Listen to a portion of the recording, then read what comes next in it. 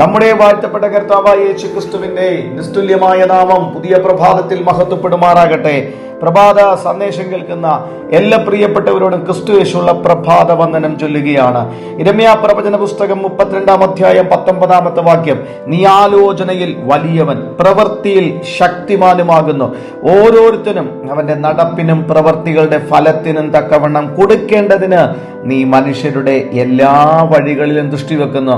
ഒന്ന്, ദൈവ ആലോചനയിൽ വലിയവനാണ്. പ്രവൃത്തിയിൽ ദൈവം ശക്തനാണ്.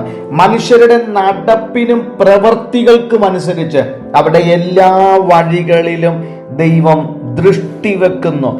ദൈവം സർവശക്തൻ ആണ്.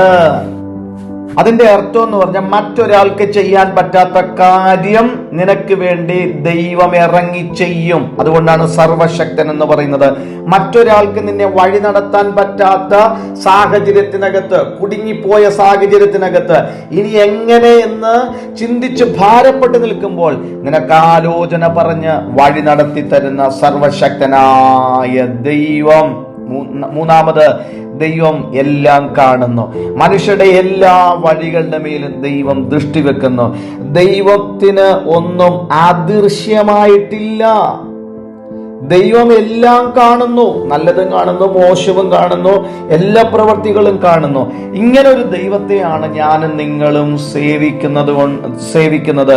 അതുകൊണ്ട് തന്നെ നമ്മുടെ ജീവിതത്തിൽ ദൈവത്തിന്റെ നീതിയും ദൈവത്തിന്റെ പ്രവൃത്തിയും ദൈവത്തിന്റെ കരുണയും എല്ലാം വെളിപ്പെടേണ്ടതിന് നമ്മളെ തന്നെ ദൈവത്തിന്റെ കരങ്ങളിൽ ഏൽപ്പിച്ചു കൊടുക്കണം. ആയതിനാൽ നമ്മുടെ പ്രവൃത്തി നല്ലതായിരിക്കണം, നമ്മുടെ നടപ്പ് നല്ലതായിരിക്കണം. കാരണം അതിന് തക്കവണ്ണം കൊടുക്കുന്ന ഒരു ദൈവമാണ്. മനുഷ്യരുടെ എല്ലാ വഴികളിൽ ദൃഷ്ടി വെക്കുന്ന ദൈവമാണ്.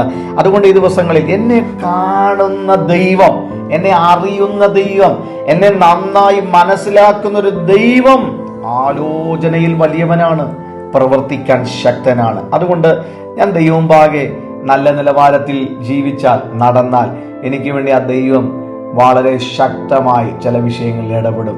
ഏത് പ്രതിസന്ധിക്കകത്തും വഴി പറഞ്ഞ് നടത്താൻ ദൈവം വിശ്വസ്തനാണ്. ഇങ്ങനത്തെ ഒരു ദൈവത്തെ സേവിക്കാൻ നമുക്ക് ദൈവം തന്ന ഭാഗ്യ പദവിക്കായി ദൈവത്തിന് സ്തോത്രം ചെയ്യുകയാണ്. അതുകൊണ്ട് ഈ ദൈവത്തെ ഈ പ്രഭാതം ആരാധിക്കാനും പ്രാർത്ഥിക്കാനും ദൈവകരങ്ങൾ ഏൽപ്പിച്ചു കൊടുത്ത് ഈ ദിവസം ആരംഭിക്കാം. നമ്മുടെ പ്രവൃത്തികൾക്ക് തക്കവണ്ണം ദൈവം നമുക്ക് ഉത്തരം തരും. മനുഷ്യരുടെ എല്ലാ വഴികളിലും ദൃഷ്ടി വെക്കുന്ന ദൈവം നമ്മളോട് കൂടെയുണ്ട്. ഇന്ന് വിശ്വസിച്ചുകൊണ്ട് ഈ ദിവസം ആരംഭിക്കാം. സർവശക്തൻ ഈ തിരുവെഴുത്തുകളാൽ ഈ പുതിയ പ്രഭാതം നിങ്ങളെ അനുഗ്രഹിക്കുമാറാകട്ടെ. ആമേൻ.